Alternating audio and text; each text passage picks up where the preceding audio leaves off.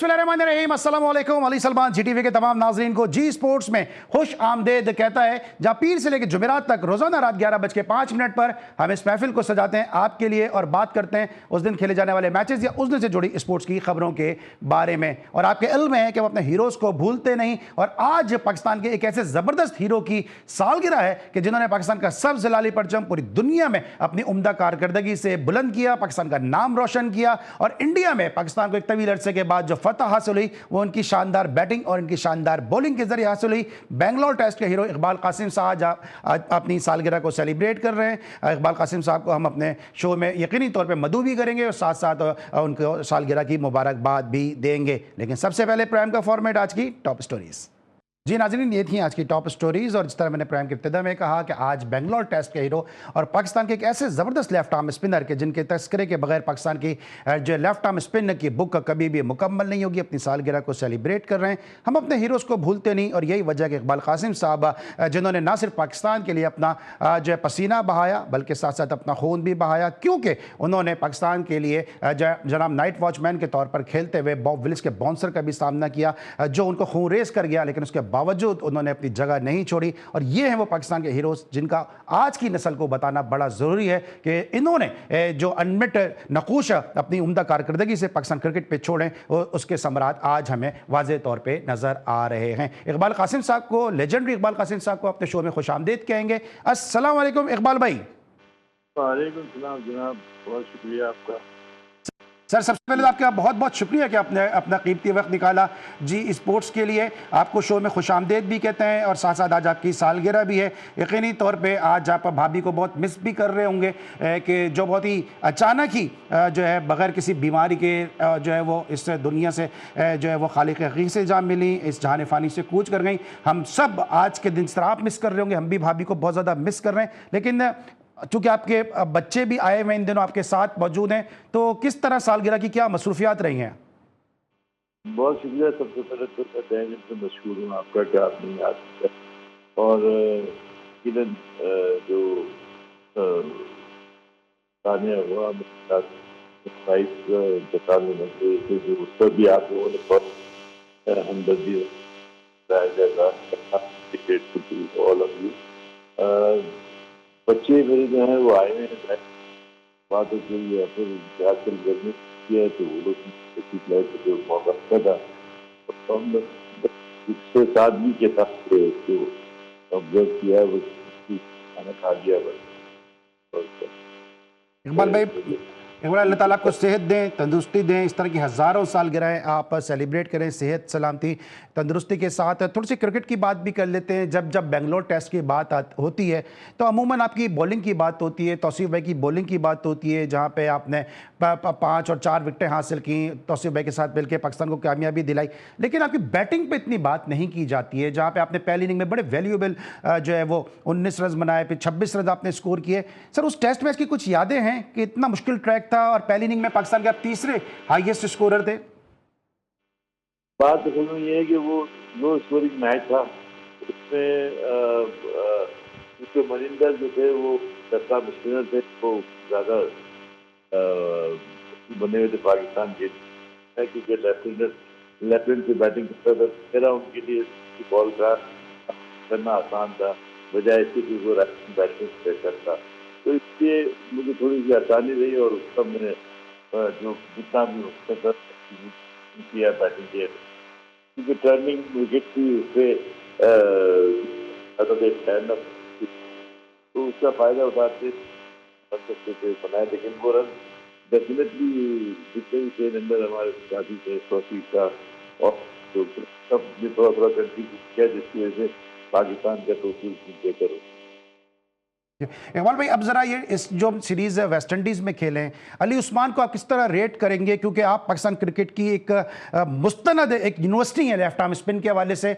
अली उस्मान को अगर आपने देखा होगा तो आप किस तरह रेट करेंगे इनको, और जिस तरह इन्होंने रिप्लेस किया है नौमान अली को, अगर कंपैरिजन में आपसे जानना चाहूँ तो सर आपका एवोल्यूशन क्या होगा? देखिए, एक तो नौमान अली का एज फैक्टर था जिसकी वजह से ये अली उस्मान जो है वो ज़्यादा यंगर है, और दूसरी बात ये कि इनका एक्सपीरियंस फर्स्ट क्लास क्रिकेट का है, बात तो इससे फायदा इनको ये हो कि जब ये टेस्ट खेलने आए तो इनकी जोर से इनको कोई ज़्यादा घबराहट करता नहीं है, वो लाइन ब्रेक तो किसी के पहले मैच में उनको ज़्यादा बॉलिंग का मौका नहीं मिला, मगर सेकेंड मैच में विकेट आइडियल थी इनके लिए स्पिन होने के लिए। तो अपेरेंटली मुझे मैं ज़्यादा इनको देखा नहीं है, मगर मुझे ऐसा लगता है कि ये श्योर है और ये पाकिस्तान को अच्छा नंबर सर्व कर सकते हैं और इनके पास टर्न भी है और ये अंदर भी आता है इनका।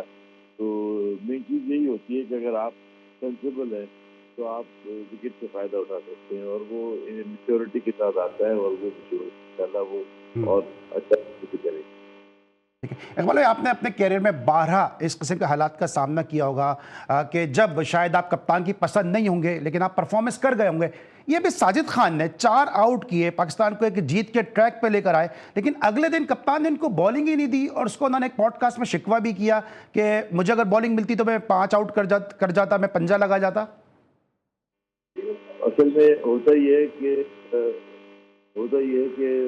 जब आप बॉलिंग करते हैं ना तो कप्तान की वो तो जिम्मेदारी बहुत सारी होती है। वो ये देखता है कि कौन सा बॉलर जो है वो कौन सी बैट्समैन के खिलाफ ज़्यादा अच्छा सही, यही उसकी कप्तानी होती है। लेकिन अगर वो इसका चॉइस पे करे तो आप देखिए अब्बास को उसने पहले बैट्समैन सेकंड मैच में ड्रॉप कर दिया, तो अगर अगर वो तो 5 आउट करके आया था रनिंग बॉलर था तो जरूरत नहीं थी, तो उन्होंने नहीं गिराया। वो तो हमारी समझ में आती है। हाँ, ये बहुत ज़्यादा साजिश है, बाद में मेरा पसंदीदा बॉलर है और उसको पहले टूर पे भी होना चाहिए था और हर मैच में बल्कि तो टीम की हड्डी देखा दिया हमारे पाकिस्तान की। तो अब जब तक आपके पास जो अपडेट नहीं आता आप उसको खिलाते रहें, टीम में रखें, ये आपको कहीं ना कहीं अच्छी परफॉर्मेंस देता रहेगा और इसको बोलर है। तो इसलिए उसको दिल बर्दाश्त नहीं होना चाहिए, छोटी छोटी बातों को इसमें भी बनाना चाहिए। ठीक मैं है। साजिद से रिक्वेस्ट करूंगा कि अपना ध्यान काम, आप मेन बॉलर हैं, आप टीम का हिस्सा हैं, आप रहेंगे, आप कंटिन्यू जब आप खिलाएं आप अपनी परफॉर्मेंस करें और यही जवाब होता है सब की भी होती है। ठीक है। तो इकबाल भाई, चूंकि आप सिलेक्शन कमेटी से भी वाबस्ता रहे, बहुत सारे हीरे आपने अपनी ईगल आई से पाकिस्तान को दिए, ये अब्बास का ड्रॉप करना इस टेस्ट मैच में बनता था कि जिन्होंने गुज़िश्ता मैच में रन्स भी करके दिए, 8 खिलाड़ियों को भी आउट किया।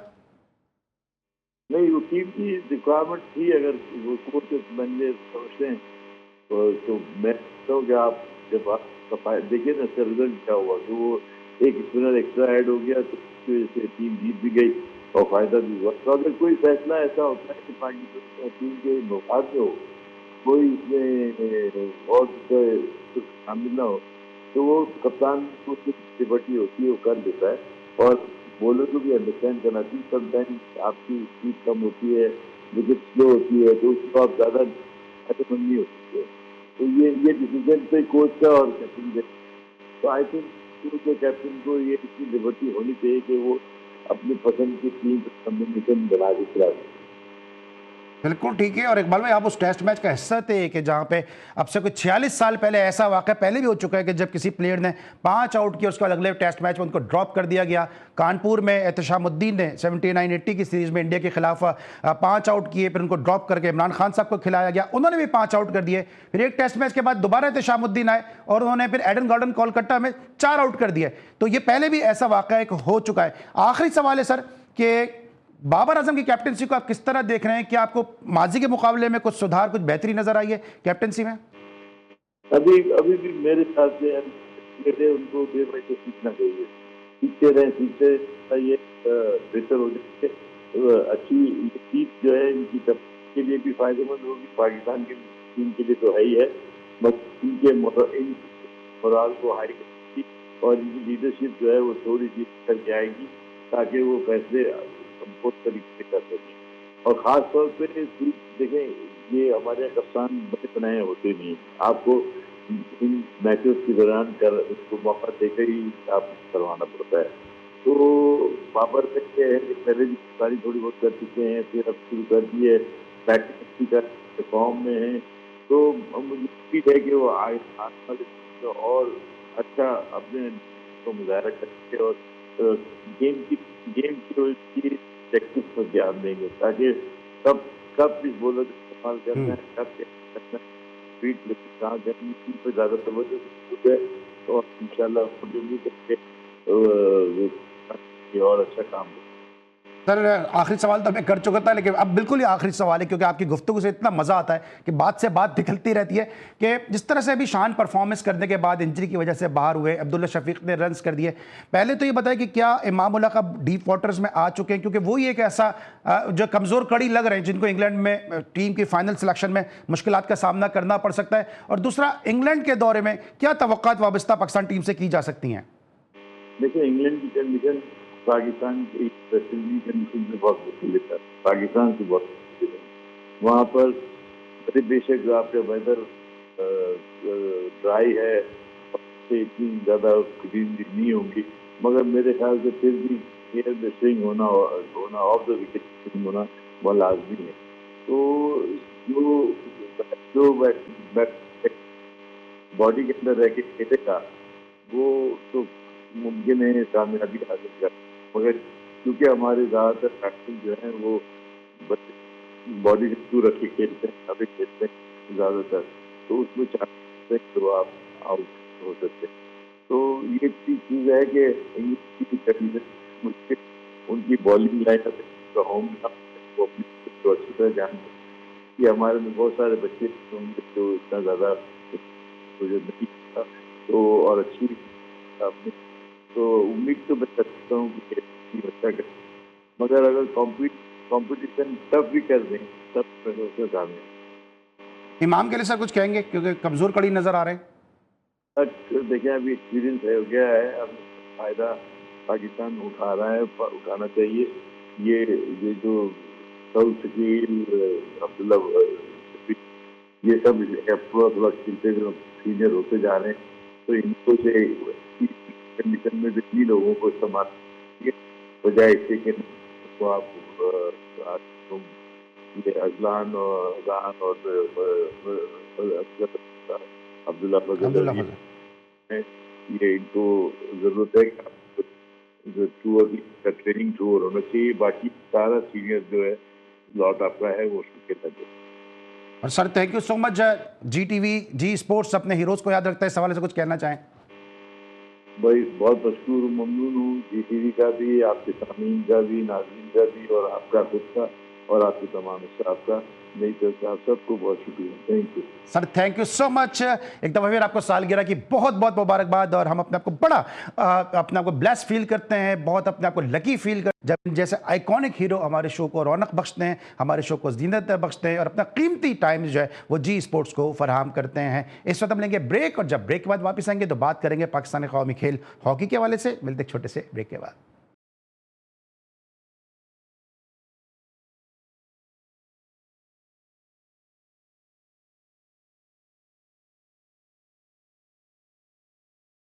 Welcome back after the break. और ब्रेक में जाने से पहले हमारे साथ मौजूद थे लेजेंडरी इकबाल कासिम साहब, और अब हम बात करेंगे पाकिस्तान के कौमी खेल हॉकी के हवाले से कि जहां पे वर्ल्ड कप के लिए पाकिस्तान के स्क्वाड का ऐलान कर दिया गया है। 15 अगस्त से इस वर्ल्ड कप का आगाज़ हो रहा है कि जहां पे 16 टीमें इस वर्ल्ड कप में शिरकत करेंगी, और पाकिस्तान को ग्रुप डी में रखा गया, जहां पाकिस्तान के साथ साथ रिवायती हरीफ इंडिया, इंग्लैंड और वेल्स की टीमें भी शामिल हैं। और पाकिस्तान अपना पहला मैच 15 अगस्त को खेलेगा अगेंस्ट इंग्लैंड, उसके बाद फिर 17 को पाकिस्तान का वेल्स के साथ मैच है, और 19 अगस्त को पाकिस्तान इंडिया के खिलाफ मद्दे मुकाबिल होगा।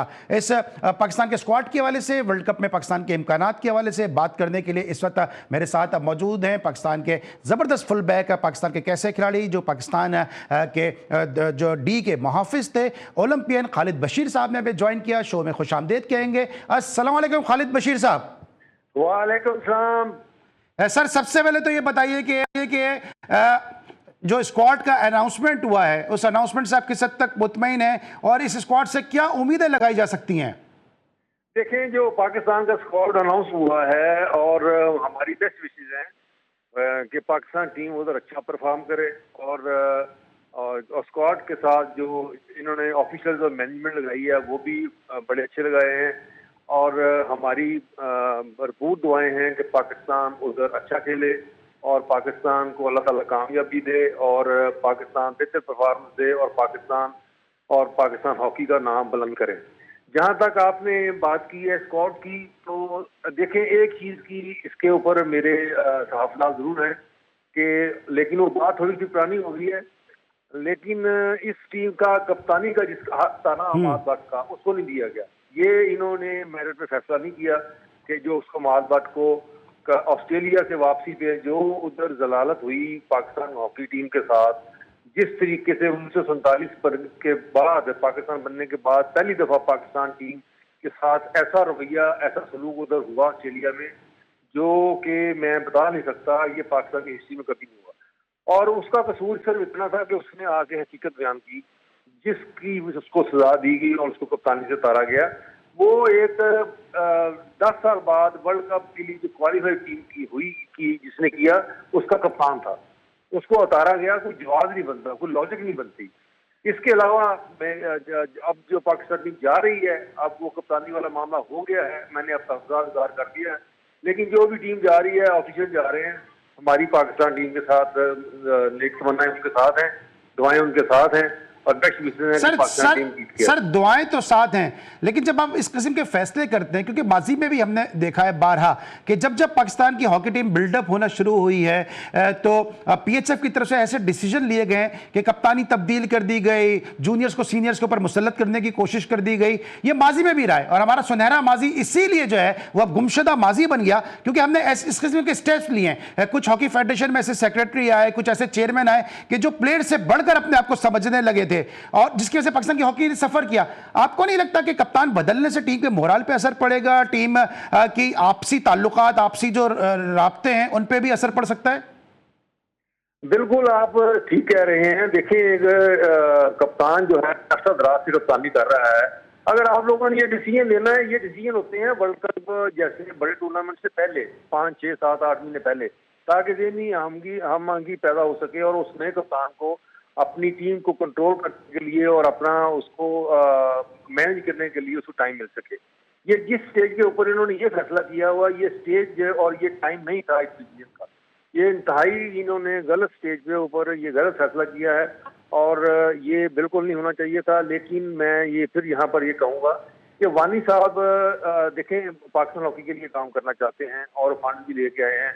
जितने हॉकी प्लेयर्स या ओलंपियंस पाकिस्तान के प्रेसिडेंट बने हैं, ये उन सबसे बेहतर प्रेसिडेंट पाकिस्तान हॉकी फेडरेशन लगे हैं हमें, और हम भी इनको सपोर्ट करना चाह रहे हैं और ये काम करना चाह रहे हैं। उनकी नीयत है काम किया जाए, लेकिन गलतियां इंसान से होती हैं। वो गलतियां जब काम करेंगे तो गलतियां भी होंगी।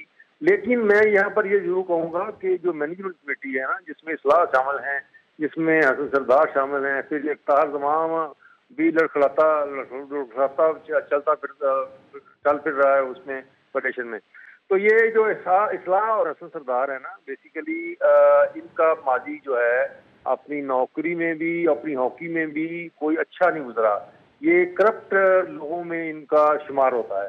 तो जो भी डिसीजन होते हैं मैनेजमेंट कमेटी की सिफारिश पे, वानी साहब कहते हैं कि ये मैंने फैसला किया और ये मैनेजमेंट कमेटी की सिफारिश पे हुआ है जो भी डिसीजन होता है।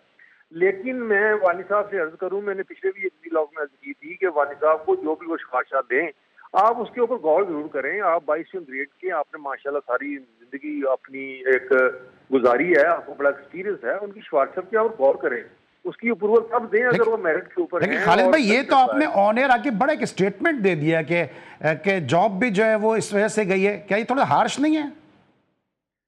कौन? जब भी आपने एक स्टेटमेंट दिया कि माजी बड़ा इस तरह से रहा है। नहीं तो माजी तो रिकॉर्ड के ऊपर है ना। 1983 में जब ये टीम आई है, 84 ओलंपिक से पहले, तो वो स्मगलिंग का केस 1983 में हुआ, तो सलाह मैनेजर था टीम का। आप गूगल पे जाएं, गूगल पे जाके 1983 की स्मगलिंग निकालें, आपके सामने सलाहुद्दीन का नाम आ जाएगा और उसमें हसन सरदार का नाम आ जाएगा। और टीम को एयरपोर्ट के ऊपर इन्होंने एस्कॉर्ट किया और उसके बाद तो सर आप समझते हैं कि हसन सरदार साहब जैसे लोग जो हैं वो पाकिस्तान हॉकी के लिए ज्यादा बेनिफिशियल नहीं है? पाकिस्तान हॉकी के लिए ये दोनों ब्लैक शीप है, सलाहुद्दीन भी और हसन सरदार भी। इनकी रिकमेंडेशन पे इन्होंने सलाहुद्दीन को वानी साहब ने लगाया है और अपना उसको ताहिर जमान को। और ताहिर जमान को मुझे बताएं, आप खुद माशाल्लाह इतने मंजे हुए स्पोर्ट्स को, इस चैनल को हैंडल करते हैं। ऑस्ट्रेलिया में मुल्की तरीके में पहली दफा वाकया हुआ है कि लड़के फुटपाथों पे सोए हैं, लड़के सफाइयां कर रहे हैं, पसंद हो रहे ठीक हैं। है। और उसका डायरेक्ट जिम्मेदार कौन था? टीम के साथ ताहिर जमान था। ठीक है। ठीक है ना, पैसे भी लिए, उनको पैसे भी दिए उसको गवर्नमेंट पाकिस्तान ने, PHF के ऑफिशियल, FIH के ऑफिशियल डॉक्टर के, ये सारे खा के पैसे। और जब वापस आए हैं तो हमारी ताकतवर कुव्वतों ने और गवर्नमेंट ऑफ पाकिस्तान ने ताहिर जमान पार्टी और फेडरेशन को उन्होंने टर्मिनेट किया। तो फिर कौन सी आफत आई थी कि इसरा और हसन ने सिफारिश की उसकी ताहिर जमान की कि उसको लगा दें आप डायरेक्टर लगाने के बाद क्या हुआ? आप दिखाएं, ऑस्ट्रेलिया से जब लड़के आए हैं तो लड़कों ने उसके अपनी मैनेजमेंट के खिलाफ बात की ना। ताहिर जमान लड़कों के खिलाफ था, लड़के ताहिर जमान के खिलाफ थे। तो ऐसे में वो कैसे लड़के एक दूसरे के साथ उनके साथ फेस कर सकते हैं जब आप एक फेडरेशन में ऐसे बंदे को लेके आएंगे? लेकिन यहाँ पर हुआ क्या है मुस्लिम, मैं आपको थोड़ी दो मुख में आपको मैं ब्रीफ कर दूं। 1996 की बगावत हुई थी और उसमें शहबाज को कप्तानी से उतारा जा रहा था परफॉर्मेंस बेस से। ताहिर जमान, जुनैद और ये राना मजाज था, इनको निकाला जा रहा था। तो उस वक्त हसन सरकार और इस्लाह के घर पे ये मीटिंग होती थी लड़कों की जिन्होंने वोट की थी। इन्होंने, उनका इंटरेस्ट ये था कि आप वोट करें, टीम मैनेजमेंट में निकालें, हम आ जाए। तो इनका इंटरेस्ट था लड़कों का कि ये कहीं मैनेजमेंट नहीं आ जाएगी तो हम लोग टीम से बाहर नहीं होंगे। तो ये जब अभी सारे गंदे लोग फारग हो गए, राना मजाज भी फारग हो गया, भाजपा भी फारग हो गया, शहबाज सीनियर भी फारग हो गया, ताहिर जमान भी फारग हो गया, जिन्होंने कहा जी हम तो सब फारग हो गए हैं तो हमारे तो केस खुल जाएंगे। ये इस्लाह और हसन के पास गए कि यार इसको, ताहिर जमान को आप एंटर कर दो। उन्होंने मना कर दिया, यार ये तो पाकिस्तान की गवर्नमेंट और हुकूमतों ने टर्मिनेट किया फेडरेशन को और मैनेजमेंट को, हम कैसे कर दें? तो इन्होंने कहा ठीक है। फिर 1996 अच्छा खालिद भाई, मैं इसको जरा कंटिन्यू करता हूँ, जरा ब्रेक का टाइम हो गया, मैं ब्रेक लेता हूँ, फिर जरा मैं वापस आता हूँ आपसे, जरा यहीं से फिर मैं आपसे बात करता हूँ। मिलते हैं छोटे से ब्रेक के बाद।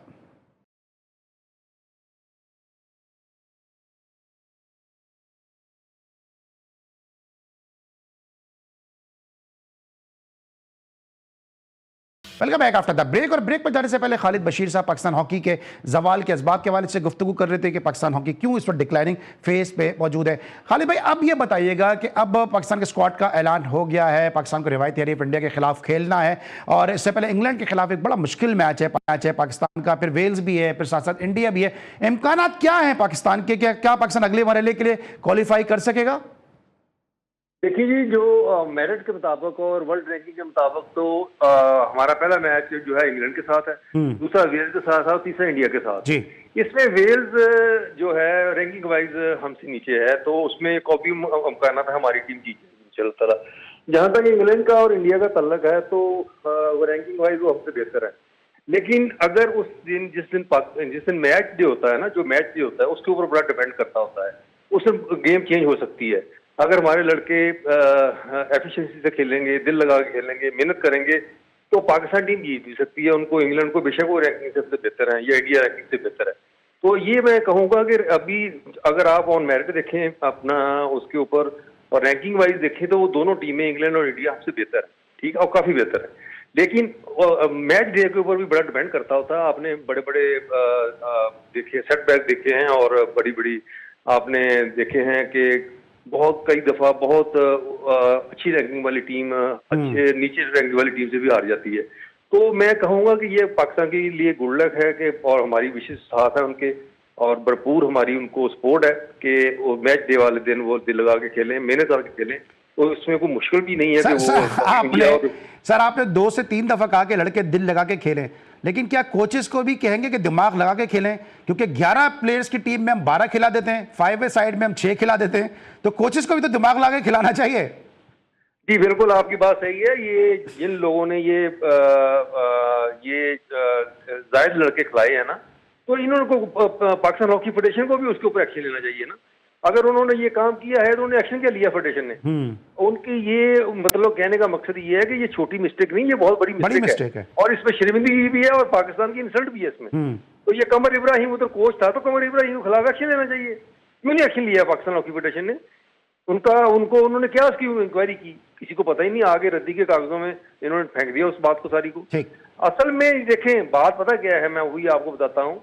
कमर इब्राहिम ले लें, काशिफ जवाद सिलेक्टर ले लें, समीर हुसैन ले लें इस्लाउद्दीन अकेडमी के, ठीक हो गया। इस्लाउद्दीन अकेडमी की औरत एक लड़की कोच बन के लड़कियों की टीम के साथ चली गई। 9 लड़कियां ताहिर जमान ने गोजर से डाल के ले गया। तो मेरिट कहाँ है? मैं यही तो कहता हूँ मेरिट कहाँ है। ये असल में मैं यही अर्ज करूंगा कि वालिद साहब को वो जो इन चीज़ों के ऊपर गौर करें, जो फैसले होते हैं फाइनल अप्रूवल उन्होंने देनी होती है। हम वानी साहब को सपोर्ट करना चाहते हैं, कर रहे हैं, लेकिन एक हद तक करेंगे ना। जब पाकिस्तान की हॉकी देखेंगे उसके फैसले उसके पाकिस्तान और पाकिस्तान हॉकी के खिलाफ होते जा रहे हैं, नहीं रुक रहे, तो फिर मजबूरन फिर इंसान को सामने आना पड़ता है ना, फिर वो स्पोर्ट के हाथ उठ जाएंगे, फिर वो स्पोर्ट नहीं रहेगी। तो मैं पहले भी आपसे अर्ज कर रहा था ब्रेक पे जाने से पहले कि जब ऑस्ट्रेलिया से टीम आई है तो ताहिर जमान को निकाला, फिर ये इन्होंने जाके उसको इस हसन और सलाह को ब्लैकमेल किया कि 1996 की बगावत आप लोगों ने कराई थी, हम बोलेंगे कि आप लोगों ने बगावत कराई थी, पाकिस्तान की हॉकी खराब हुई है और हम आपका नाम लेंगे। इस तरह इन्होंने ब्लैकमेल करके इस्लाह और हसन से ताहिर जमान वाला फैसला करवाया।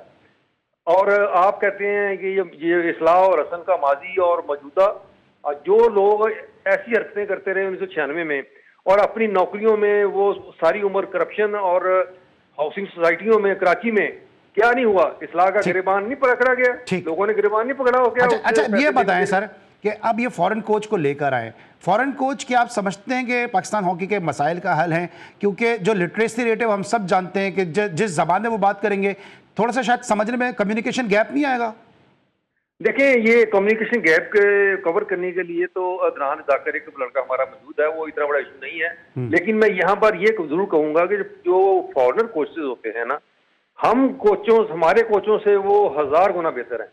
एटलीस्ट वो सिंसियोरिटी से काम करते हैं, अपने पूरे काम के टाइम वो पूरा मुकम्मल काम करते हैं, सिंसियोरिटी के साथ वो टीम की सिलेक्शन करते हैं। वेयर एज के हमारे कोचेज को देख लें, टीम प्रैक्टिस कर रही है, बैठे चाय पी रहे हैं, टीम प्रैक्टिस कर रही है, आपस में गप्पे मार रहे हैं, नॉन सीरियस माहौल होता है उनका, और सिफारिशों के ऊपर लड़के वो चुनाव भी करते हैं और सारा कुछ करते हैं, पार्टीबाजी भी करते हैं, उसमें अपनी ग्रुपिंग भी करते हैं। गोरे ये काम नहीं करते। गोरों के ऊपर इस लिहाज से मुझे बहुत तमाद है कि गोरों में सिस्टम ये है ही नहीं, और इसका अगर उनमें सिस्टम नहीं है, ये अच्छे सिस्टम के वो मेंटली तौर पे वो रखते हैं, तो नेचुरली फिर वो पाकिस्तान टीम लेकिन सर पहले भी तो इस तरह के मामला देखे गए ना कि टेन्योर वो बेचारे मुकम्मल ही नहीं कर सके, उनके वाजबात ही नहीं दिए जा सके, तो ये भी तो एक नेगेटिव इम्पैक्ट डालते हैं ना कंट्री का। देखिए ये जो फॉरेन कोचों को अगर आप हायर करते हैं तो उनकी पेमेंट तो जो आपने तय की है उनको टाइम पे देनी चाहिए। लेकिन बदकिस्मती से हुआ गया है, मैं बताता हूँ आपको, लड़कों के वाजबात का बात कर लें, कोचों के वाजबात की बात कर लें, ये राना मुजाहिद, बाजवा, शहबाज, इनकी दौर में तो इन्होंने हर एक के पैसे खाए, हर एक के पैसे खा गए। ठीक है, चौथा इनके साथ अब कल्प्रेट जो ताहिर जमान है, ऑस्ट्रेलिया में जो कुछ हुआ आपके सामने, वो टीम का हिस्सा था।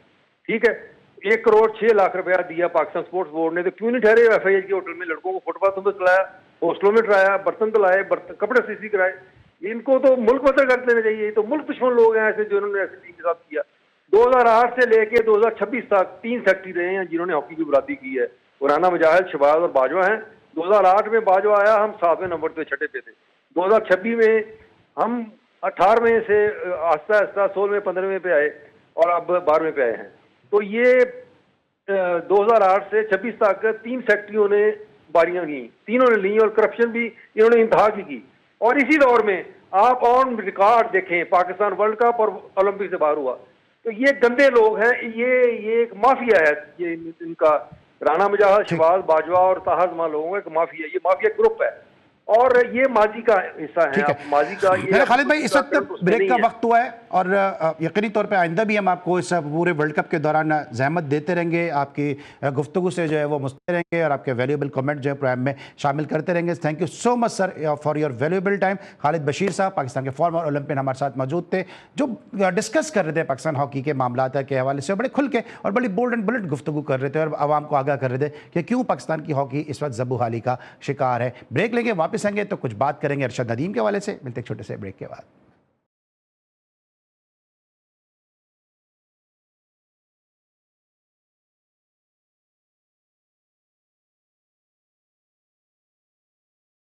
Welcome back after the break. और ब्रेक में जाने से पहले हम हॉकी के हवाले से बात कर रहे थे, लेकिन अब हम बात करेंगे पाकिस्तान के उस खिलाड़ी के हवाले से कि जिसने माजी में पाकिस्तान को ज़बरदस्त परफॉर्मेंसेस देते हुए पाकिस्तान का सब जिलाली परचम बुलंद किया। लेकिन एक परफॉर्मेंस क्या ख़राब हुई कि लोगों ने उनका साथ छोड़ दिया और वो शिकवा कुना जो नज़र आए, शिकवा करते हुए नज़र आए कि इस वक्त उनकी इस ख़राब परफॉर्मेंस के बाद, जो स्पोर्ट्स में अमूमन होती रहती है, किसी ने भी उनका साथ नहीं दिया और कोई भी जो है वो उनको रिसीव करने भी नहीं आया और साथ साथ कोई भी इस वक्त उनके साथ खड़ा हुआ नजर नहीं आ रहा। इसीलिए कहते हैं कि कामयाबी के कई दावेदार होते हैं और नाकामी यतीम होती है। शहजाद बल्लोच साहब ने इस वक्त हमें ज्वाइन किया है, हमारे नुमाइंदे खुसूसी मियां चुन्नू से। उनको शो में खुशामदीद भी कहेंगे और उनसे हम जानेंगे भी कि क्या रहा अरशद नदीम के साथ। लेकिन उससे पहले अरशद नदीम साहब ने मीडिया से गुफ्तगू की है। पहले अरशद नदीम की गुफ्तगू सुनते हैं और फिर जो है शहजाद बल्लोच से जानते हैं इस तमाम तर प्रेस कॉन्फ्रेंस के हवाले से। सुनाइएगा जी, अरशद नदीम ने क्या कहा। बहुत सारी बातें हो रही है सोशल मीडिया पे। देखिए कि ये इंसान का एक दिन भी होता है। बाकी मेरे ख्याल में कोई भी दुनिया में कोई ऐसा बदनसीब प्लेयर नहीं होगा जो अपनी तरफ से कोशिश नहीं करता। अल्हम्दुलिल्लाह मैंने बड़ी कोशिश की है। एक वेदर बहुत ठंडा था, आपको पता है कि हम पाकिस्तान में, मैंने तो पाकिस्तान में ट्रेनिंग रह के की है, तो इधर वेदर बहुत गर्म था, तो वहाँ पे मतलब हवा भी ठंडी चल रही थी, काफ़ी सर्दी थी। तो मैं तो यही कहूँगा कि मैंने अल्हम्दुलिल्लाह बड़ी एफर्ट की, अपनी बल्कि बेस्ट दूँ, लेकिन अल्लाह ताला को मंजूर नहीं था। बाकी ये कि मैंने पाकिस्तानी कौम को मायूस किया है। बाकी ये है कि आप सब दुआएं करें, दिल छोटा ना करें और साथ मेरा भी ना करें, क्योंकि जो अल्लाह ताला ने मेरे से काम करवाया, अल्लाह ताला ने पूरे पाकिस्तान को, पूरी दुनिया में जो इज़्ज़त दी है वो बड़ी मेहनतों से दी है। अरशद नदीम की गुफ्तगू नाज़रीन आपने सुनी कि उन्होंने कहा कि मैंने कौम को मायूस किया, लेकिन जवाब में मैं ये कहूँगा कि कौम ने भी किसी न किसी हद तक और ऑफिशियल्स ने भी अरशद नदीम को मायूस किया। और वो दर्द और वो आप सुन सकते हैं, समझ सकते हैं उनके लहजे में जो था कि इस मौके पर उनको सब ने ही तनहा छोड़ दिया। लेकिन जी स्पोर्ट्स अपने हीरोज़ को कभी भी तनहा नहीं छोड़ता। यही वजह है कि हमारे नुमाइंदे खुसूसी शहजाद बल्लोच इस प्रेस कॉन्फ्रेंस को कवर करने के लिए भी मौजूद थे और इस हवाले से हमें अपडेट करने के लिए भी मौजूद हैं। शहजाद बताइएगा, ये अरशद नदीम की जो ये मायूसी है और अरशद नदीम को इस मुश्किल लम्हात में, इस मुश्किल मरहले में जब उनसे परफॉर्मेंस नहीं हुई, वो दिल शिकस्ता हैं, दिल गिरफ्ता हैं, उसके बाद किसी ऑफिशियल ने उनको सपोर्ट भी नहीं किया और उनको उस तरह से उनका वालियाना इस्तकबाल भी नहीं किया। जी, कौमी हीरो अरशद नदीम जो है ग्लासगो ओलंपिक्स गेम में हिस्सा लेने के बाद वतन वापस पहुंच चुके हैं। जब मियां चुन्नू पहुंचे तो उन्होंने मीडिया से जो है वो गुफ्तगू की और ये गुफ्तगू जो थी उनके हवाले से एक मायूस कुन थी, क्योंकि शहरियों की तरफ से बेजा तनकीद की गई, सोशल मीडिया पर उनके खिलाफ मुहिम चलाई गई। इस हवाले से अरशद नदीम ने जो है वो मीडिया से गुफ्तगू करते हुए कहा कि मुझे अफसोस है जो शहरियों की तरफ से उनको रिस्पॉन्स मिला। इससे कबल उनका कहना था कि उन्होंने पाकिस्तान के लिए मेडल जीता, हुकूमत पाकिस्तान की तरफ से बाकी दीगर जितने भी सूबे थे उनकी तरफ से उनको हौसला अफजाई की गई। यहाँ तक जो प्रोटोकॉल था वो शाही प्रोटोकॉल दिया गया था उनको। तो हार जीत जो होती है वो खेल का हिस्सा होती है। तो इससे कबल उन्होंने रवायती हरीफ से जो है वो जीत कर आए तो कौम ने उनकी हौसला अफजाई की।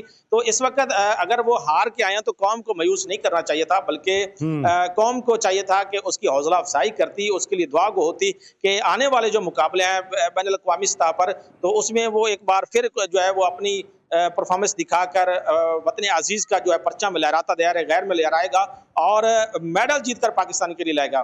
उनका कहना था कि जो यहाँ का मौसम है उससे काफ़ी हद तक जो है वो मौसम तब्दील था। वहाँ पर शदीद सर्दी के बायस जो है मौसम की वजह से उनके जो है वो अनफिट हुए और वो अच्छी परफॉर्मेंस नहीं दिखा सके, जिस वजह से वो फाइनल से बाहर हुए।